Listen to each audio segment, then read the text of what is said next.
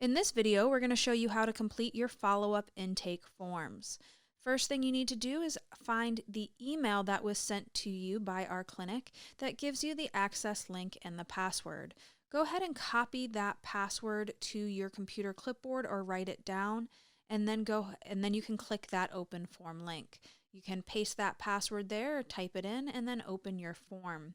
Now you're going to want to go through and fill out every single box that is on this form.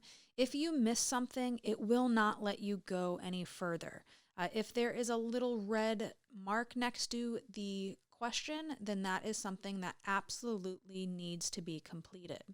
So you're going to see I'm messing around with a few of these triggers on this form to show you that depending on how you answer certain questions, there might be other boxes that drop down. So make sure that you fully complete each of these sections for us.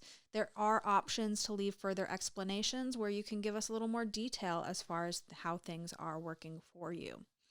Now, each one of these sections are here for a reason and really important to us, so we really appreciate you taking your time to answer them and go through each one. Now, I'm not going to answer this fully right now for the sake of time, but just going to show you that you actually do need to put something in each of those boxes to be able to complete the form. So that's what I'm going to do right now, is just make sure that I check something off.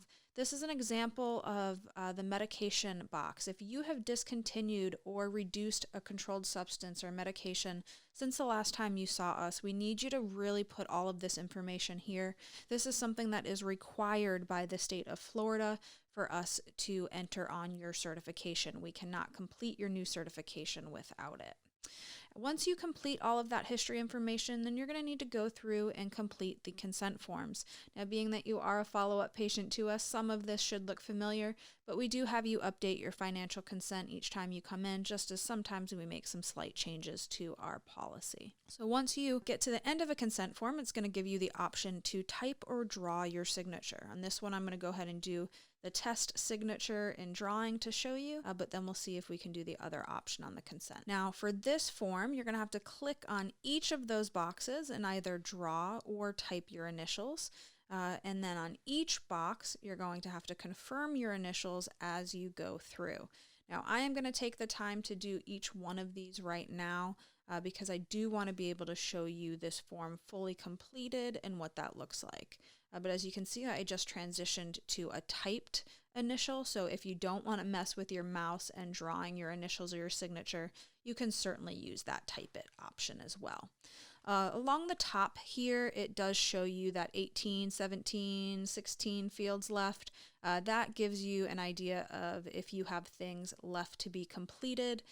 As you go through, it will count down. So if you have trouble submitting that form and you see that there is a field left up there, that means that you need to complete that option or that box before you can actually submit this form to us. So make sure you take the time to read each one of these before you sign, but I'm just going to go through and fly through these right now. So when you get to this bottom part, you're going to see we have some sections blocked out. That's because they pertain to patients under 18, which we do not see. But you need to make sure that you do go ahead and get that part C there. Then this last part, you're either going to draw or type your signature. I'm going to do the type it version right there to show you. It will automatically put your name into the box, and then you can go ahead and move forward and hit I agree.